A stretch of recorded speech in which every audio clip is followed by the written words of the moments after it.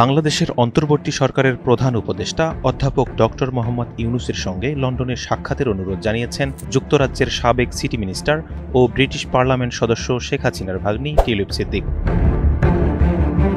৮ June রোববার British সংবাদ মাধ্যম দ্য গার্ডিয়ানের এক প্রতিবেদনে এমনটি বলা হচ্ছে। এই বিষয়ে ডক্টর ইউনূসকে একটি চিঠিও পাঠিয়েছেন টিউলিপ। উল্লেখ্য, অন্তর্বর্তী সরকারের প্রধান উপদেষ্টা অধ্যাপক ইউনূস ৪ দিনের সরকারি সফরে যুক্তরাজ্য যাচ্ছেন। ৯ জুন সোমবার থেকে তার এই সফর শুরু হবে।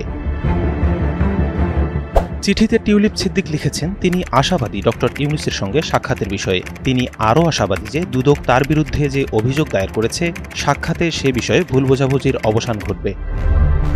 টিউলিপের পাঠানো ওই চিঠিতে বলা হয়েছে দুর্নীতি দমন কমিশনের অভিযোগের কারণে তার বিরুদ্ধে যে ভুল বোঝাবুঝি তৈরি হয়েছে তা পরিষ্কার করতেই এই বৈঠক চান। বিশেষ করে টিউলিপের খালা সাবেক প্রধানমন্ত্রী শেখ হাসিনার সঙ্গে সম্পর্কিত কিছু প্রশ্নের জবাব দেওয়ার জন্য এই আলোচনার গুরুত্ব রয়েছে বলে উল্লেখ রয়েছে।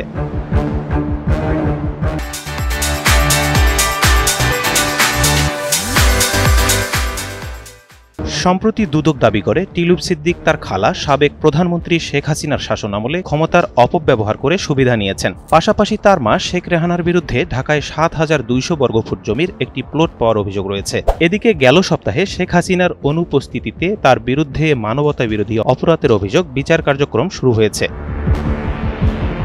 টিউলিপ সিদ্দিক তার বিরুদ্ধে আনা অভিযোগগুলো অস্বীকার করেছেন। তার আইনজীবীরা এসব অভিযোগকে রাজনৈতিক উদ্দেশ্য প্রণোদিত ও ভিত্তিহীন বলে মন্তব্য করেন। টিউলিপের দাবি এই বিষয়ে এখনও তার সঙ্গে কিংবা তার আইনজীবীর সঙ্গে কোনো আনুষ্ঠানিকভাবে যোগাযোগ করা হয়নি। চিঠিতে তিনি আরও বলেন, আমি লন্ডনে জন্ম নেওয়া একজন ব্রিটিশ নাগরিক। গেল ১ দশক ধরে হ্যাম্পস্টেড ও হাইগেটের জনগণকে পার্লামেন্ট প্রতিনিধিত্ব করে আসছি। চিঠিতে টিউলিপ লেখেন, বাংলাদেশে আমার কোনো সম্পত্তি বা ব্যবসায়িক স্বার্থ নেই। দেশটি আমার কাছে গুরুত্বপূর্ণ হলেও আমি সেখানে জন্মাইনি কিংবা থাকি না।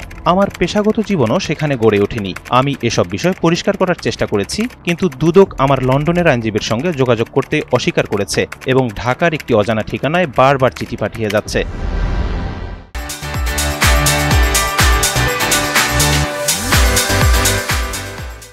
চিঠিতে সিদ্দিক লিখেছেন, আমি আশা করি এই বৈঠক ঢাকার দুর্নীতি দমন কমিটির তৈরি করা ভুল বোঝাবুঝি দূর করতে সাহায্য করবে, যেখানে আমার খালা সাবেক প্রধানমন্ত্রী শেখ হাসিনার সাথে জড়িত কিছু প্রশ্নের জবাব দিতে হবে বলে দাবি করা হচ্ছে।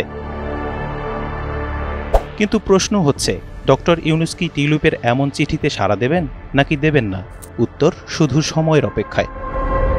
Mahmud Rafi, NTV online.